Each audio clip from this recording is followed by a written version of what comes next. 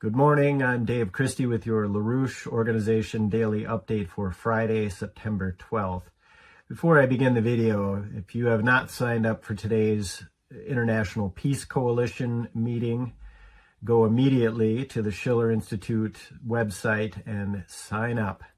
That's been a rallying cry for over 2 years now for those who are committed to peace, to get gain not only the insights but a sense of what to do.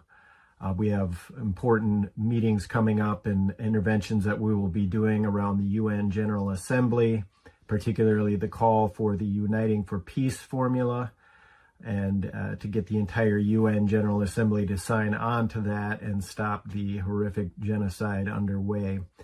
Now, before you come back to this video, go to EIR.news, and yesterday's update from Harley should give you a good idea of why you need EIR as a tool, both for understanding what's going on in the world and what to do about it.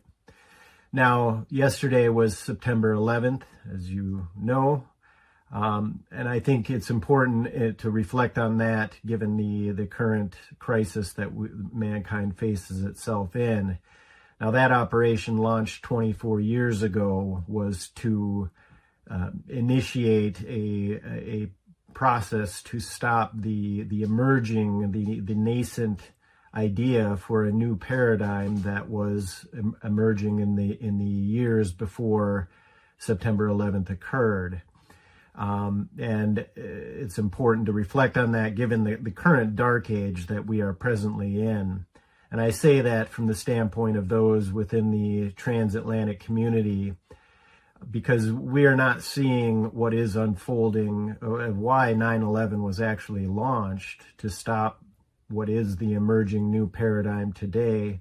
We in the West don't necessarily see that. We don't see the kind of development going on in China. We don't see the hope that there is in places like India and the developments going on in Russia, and therefore our view of the world is slanted towards this dark age. And I think it's useful. I recall in my early days coming around the LaRouche Organization being asked, how would you know if you were in a dark age?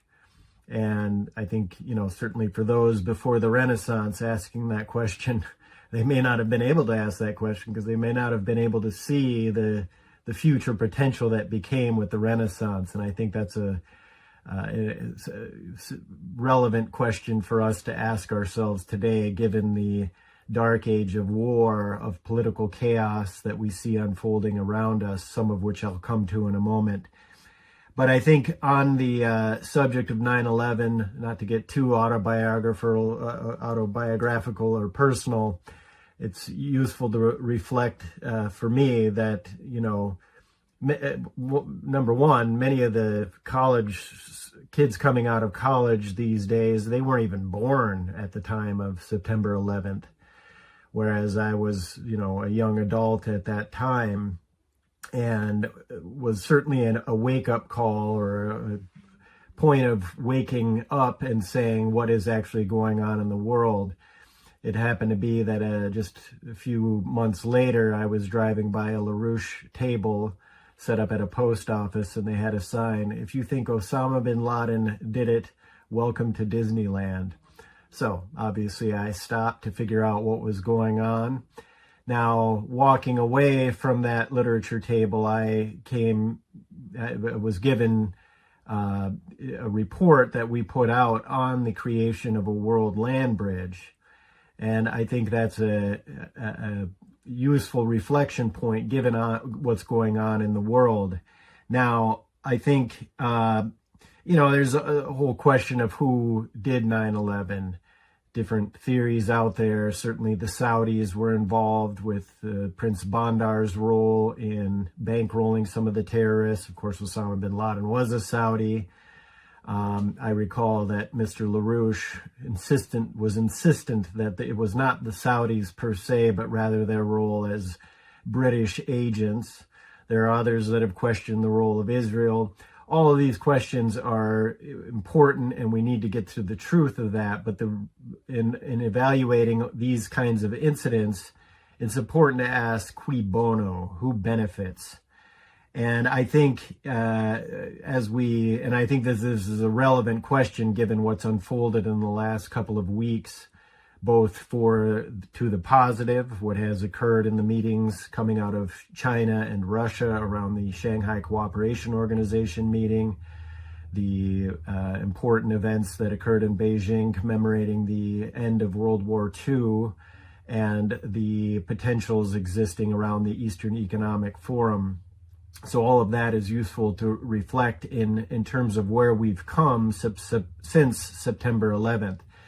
On the cui bono, of course, we saw that the neocons immediately seized on 9/11 to implement their plans that they had already cooked up for the series of forever wars, whether it was Iraq, Syria, Libya, Sudan, Somalia, and of course the head of the snake, Iran. We saw that unfold, and those were the listed target nations that the neocons and the so-called Project for New American Century had outlined even in the days before they became the hardcore of the Bush administration and seized upon the opportunities given to them by September 11th. But I think in reflecting on that, it's useful to think, number one, the Shanghai Cooperation Organization, which was actually formed in the summer before September 11th occurred, that is somewhere around June of 2001, the neocons in the Project for New American Century made it clear that they would not allow any nation or group of nations to challenge the sole superpower status of the United States and its allies, which is, of course, code word for the special relationship that we share with the British and their NATO lackeys and others of that stripe. But what they were freaked out about, the neocons were freaked out about, the group of nations, was the emerging dialogue occurring between Russia, India, and China, called the Strategic Triangle, or the RIC at that time. Now, those discussions of those nations were informed by the work of Lyndon and Helge Zepp-LaRouche, who, of course, had advocated for the idea of a new Silk Road coming out of the fall of the Berlin Wall for the kind of economic integration that should have occurred on the Eurasian landmass, instead of what we saw, which was the exploitation of Russia, the former Soviet Union, in terms of the privatization of London and its cartel apparatus moving in, and of course the promotion of separatist movements, terrorism, playing off the old Afghanistan playbook and supporting the Chechens and so on and so forth. We saw all of that develop in response to the ideas that were being formed around the economic integration through the RIC and the emerging ideas of the Silk Road. And Lyndon and Helge Zepp-LaRouche played a crucial role in catalyzing some of those developments. So fast forward a couple of decades to what happened a few weeks ago. Think of the meeting that occurred at the Shanghai Cooperation Organization. Again, 24 years after 9/11 had been formed, or was formed a few months before that. Think of what occurred in the meeting between Xi Jinping, Vladimir Putin, and Narendra Modi, and the warm embrace that they shared and the laughing and so on that we saw at the Shanghai Cooperation Organization. Now, that's more than a photo op. It represents the coming together of the decades of organizing of what was China's new Silk Road policy. Began as that and is known as the Belt and Road Initiative. And of course, the expansion of the early discussions of the RIC into what is now known as the BRICS, of the majority of humanity now coming together to end the reign of the British Empire, to end the reign of the financial houses and cartels, the energy and mineral cartels of the City of London and the lackeys that they have in Wall Street and so on. That's what indeed the British Empire is, plus the gaggle of crazy monarchs and so on sitting in the castles of Europe. But the coming together of the BRICS and so on, this is the greatest fear of the British, but even perhaps more so than that, is the embrace or the open hand that they still are extending to the United States. That's in light, and to Donald Trump personally, even in light of the tariff wars, the ongoing issue, the conflict in Ukraine, the horrors that we see with Israel's rampage on not only Gaza, but the expanding of wars throughout the region. And whether Donald Trump acquiesces to that or is complicit in all of this, even still, the hand has been extended, as Putin has made clear, and the question of collaboration with the United States in both Arctic development. Kirill Dmitriev, his envoy and head of the strategic investment fund that they have in Russia, and of course the envoy that's been meeting with Steve Witkoff and playing a role in the peace process with the United States. Dmitriev has even said it shouldn't just be limited to U.S.-Russia, or the question of Arctic development, particularly around hydrocarbons, should not be limited to U.S.-Russia or Russia-China, but rather a trilateral series of investments and development and so on. Now, to state it emphatically, if the United States joins with Russia, India, and China, something that LaRouche had posed over a decade ago, the idea of a four-power agreement, that would be the sufficient power, again, as LaRouche said, to end the reign of the British Empire and their so-called rules-based international order. And that is what is on the table. So what's their response? Well, if you went to EIR.news earlier, you would see that their response has been to deploy a strategy of tension to prevent a new peace architecture. That's the headline banner of EIR News. And of course, we see what this has looked like. We saw the the highly likely false flag operation of drones landing in Poland, calls for NATO's Article 4 and even Article 5 being implemented, intending to draw the U.S. back into keep the U.S. in the morass of the Ukraine conflict and NATO alliance and so on. We saw Israel's bombing of Qatar, the supposed ally, or more likely, accurately, an asset in the region, to assassinate negotiators from Hamas that were supposed to be dealing with a ceasefire with Israel. And then, of course, we saw the political assassination of Charlie Kirk. That's all in the category of strategy of tension, which has certain more specific references. There was the case of the kidnapping and assassination of Aldo Moro in 1978, I believe it was. But this is, MI6, CIA type operations to foment. In that case, it was the communists went after Aldo Moro, and therefore we have to support the anti-communists. And it's always the same idea. There's an insurgency, usually supported and fomented by, again, CIA, MI6, and so forth, and then the resulting counterinsurgency. And that is effectively what we have seen as an overall policy since 9/11. And this same kind of operations were the ones supporting the stay-behind units in Ukraine, followers of Bandera and so forth, to use them in former times to foment, insurgency-like operations against the Soviet Union, and of course are using that apparatus against Russia today. So this is the core of the never-ending, the forever wars.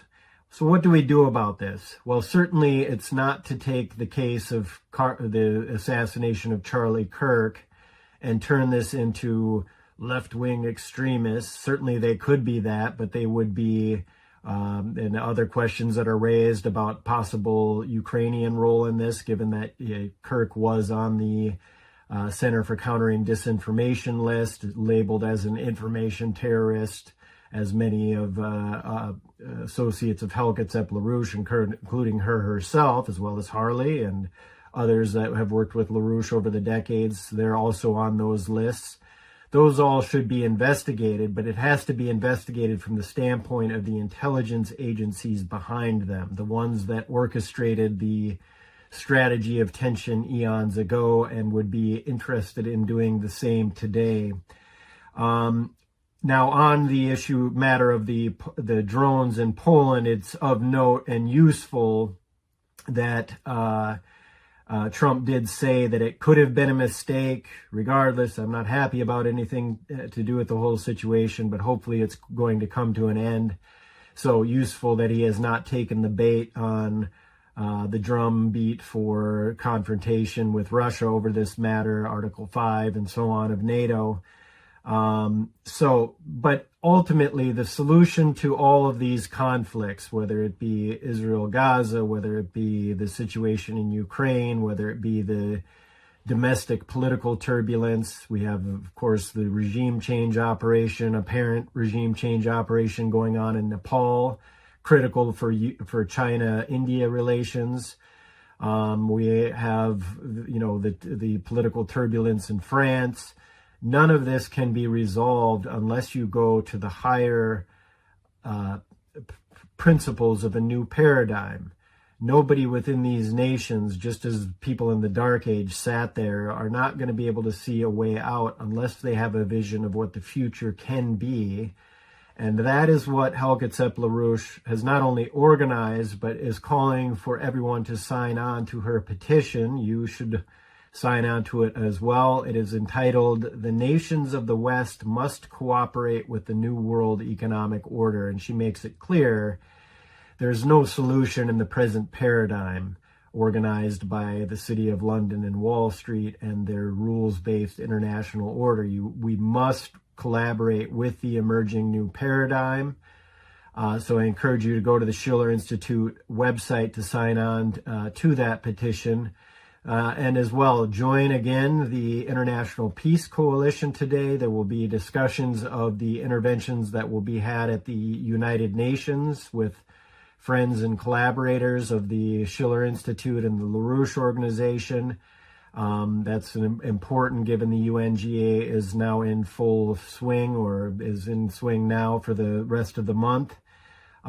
It's important that we get movement on the Uniting for Peace formula and force action on preventing and stopping the genocide ongoing.